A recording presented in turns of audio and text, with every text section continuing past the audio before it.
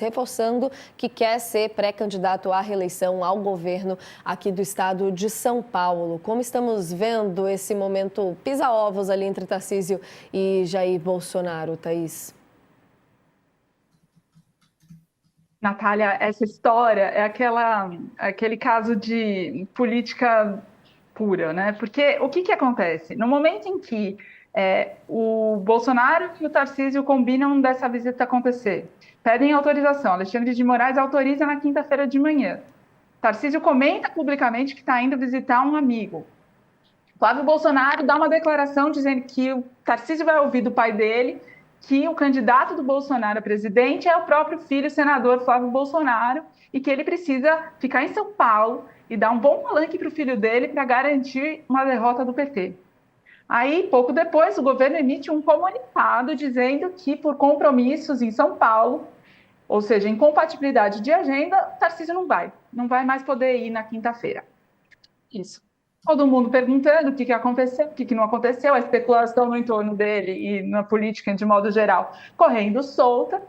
E aí, quando vem a agenda, primeiro eles mandam uma agenda para os aliados, para uma rede, né, que a assessoria do governador dispara para os políticos da base. Mandam a agenda de quinta-feira e apagam logo em seguida, e aí todo mundo comentando mais ainda. Passa um tempo, vem a agenda oficial, que de manhã não tem nenhum compromisso, que era o momento da visita, e à tarde são despachos internos no Palácio dos Bandeirantes. Bom, não precisa ser grande especialista em política para fazer a interpretação de que, bom, ou ele tinha um compromisso assim que não pode revelar qual é, né, que por coincidência aconteceu na mesma hora, ou ele não queria ouvir do Bolsonaro, que o Flávio disse que ele ouviria, né? Não precisa ir muito longe para chegar numa conclusão parecida com essa.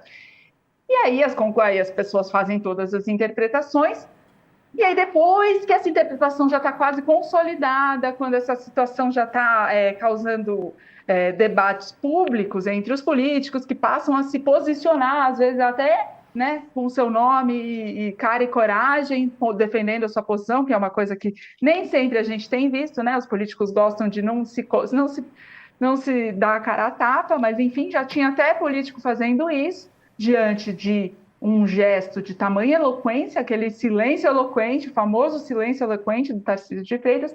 Aí ele anuncia posicionamento que, a rigor, não tem novidade, tá certo? A novidade seria se ele dissesse, bom, eu estou rompendo aqui, vou ser candidato a presidente. Ele dizer que é pré-candidato à reeleição em São Paulo é o que ele vem dizendo publicamente desde sempre. Então, marcando a visita para a semana que vem.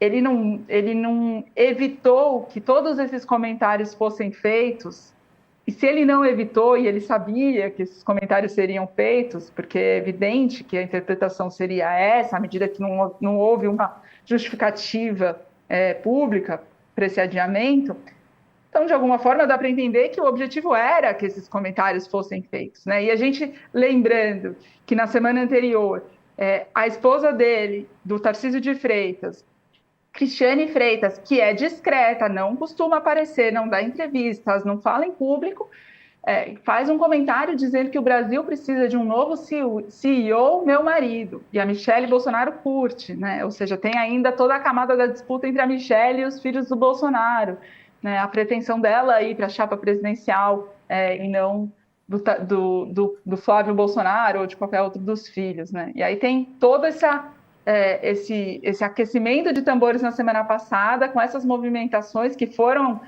importantes para o padrão Tarcísio, porque ele não fala, a esposa dele também não, e ela vai a público com essa mensagem que é ambígua o suficiente para você não poder cravar que tinha ali um pedido explícito para ser candidato a presidente, e aí em seguida vem toda essa movimentação. Então, para mim, o ato só se fecha a partir dessa publicação do Tarcísio,